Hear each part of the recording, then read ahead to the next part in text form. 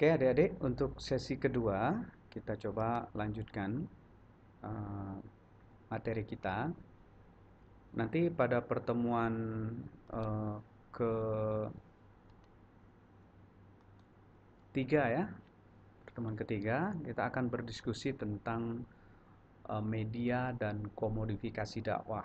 Jadi dakwah ini untuk konteks sekarang memang tidak bisa dilepaskan ya dari media, dan mahasiswa bisa uh, memulai ya mengkaji media dan seluruh kontennya ya, dan item-item media, kategori media dan seterusnya untuk dijadikan sebagai sarana di dalam berdakwah ya, menyampaikan dakwah.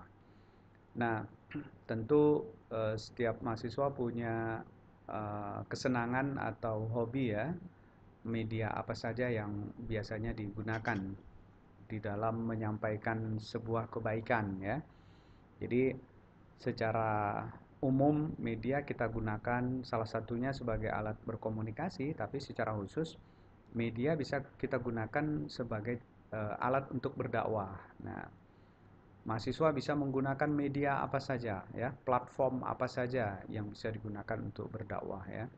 Apakah melalui WA ya, WhatsApp ya, kemudian Messenger, Facebook, Instagram ya, YouTube, dan media-media lain yang sesungguhnya kalau itu kita kelola, kita gunakan dengan baik, akan sangat menguntungkan ya, akan sangat berguna di dalam cara kita beragama.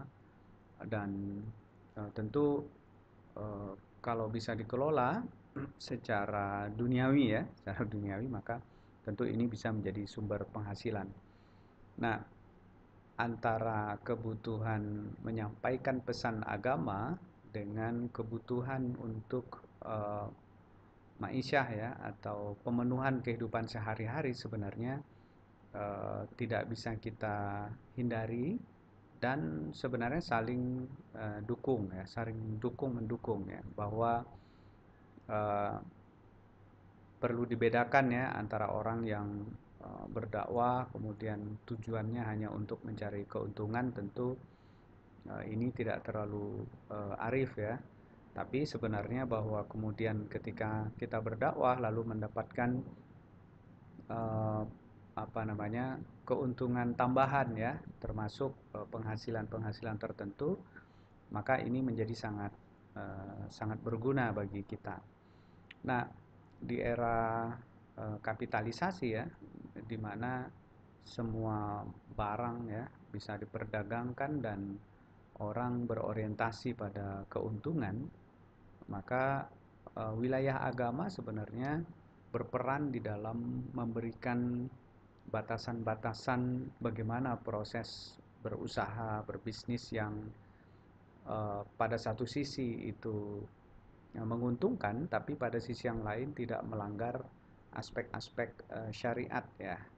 Termasuklah jangan sampai mengorbankan dakwah hanya untuk kepentingan bisnis semata. Dalam kehidupan sehari-hari kita memang menemukan fenomena orang berbisnis ya, berusaha yang menggunakan media-media tertentu dan memasukkan label-label agama ya, sehingga menjadi pertanyaan bagi kita, apakah mereka ini kapitalis murni atau bukan gitu. Apakah mereka memang, atau apakah mereka hendak berdakwah, atau sebenarnya hanya menggunakan atau memanfaatkan simbol-simbol atau ikon-ikon dakwah untuk kepentingan bisnis. Nah gitu.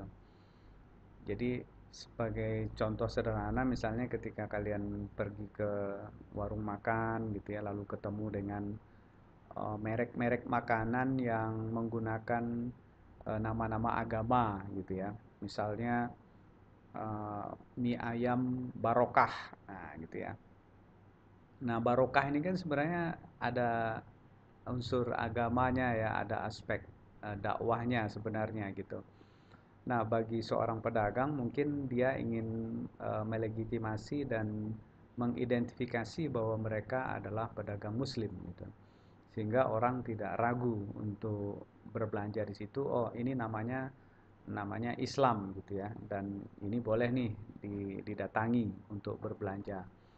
Nah, bagi konsumen sendiri sebenarnya banyak keuntungan kalau merek-merek atau logo-logo dari apa yang mereka hendak konsumsi, apakah sandang, pangan, dan seterusnya, itu bermerek Islam gitu ya. Tapi bagi penjual sendiri, maka ini yang perlu ditelaah. Apakah mereka menggunakan simbol-simbol dan logo-logo Islam ini memang murni untuk berdakwah atau justru malah sebaliknya, hanya untuk kepentingan bisnis.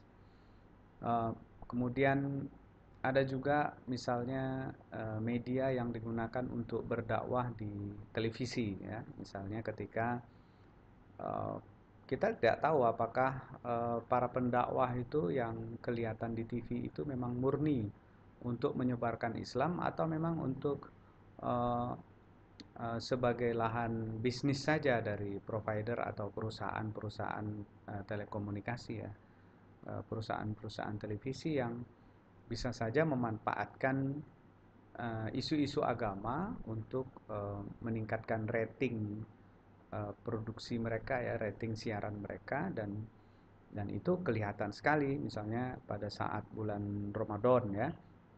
Kita lihat siaran-siaran televisi itu semuanya berubah ya, menjadi sangat berbau agamis.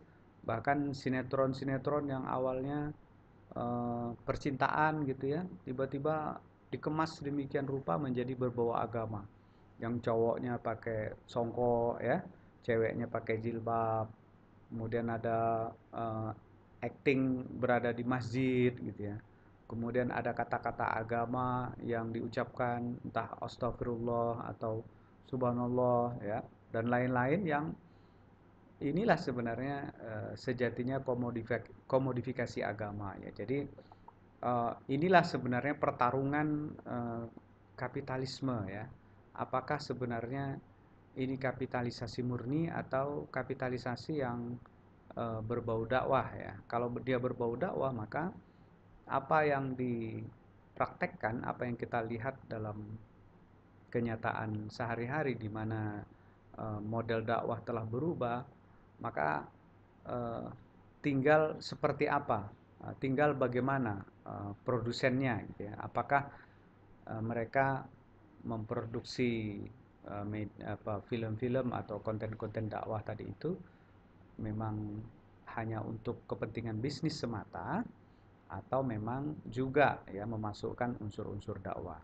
Nah, mahasiswa bisa melakukan penelitian terkait bagaimana sebenarnya dakwah dimodifikasi sedemikian rupa ya. Media dakwah, media-media dimanfaatkan sedemikian rupa untuk menyampaikan pesan-pesan agama ya ke masyarakat, tapi eh, sangat dan terus berhadapan dengan eh, bagaimana pasar ya bekerja, dan bagi pasar tentu sepanjang itu menguntungkan, maka pesan-pesan agama, konten-konten agama pun bisa menjadi sesuatu yang bisa diperjualbelikan.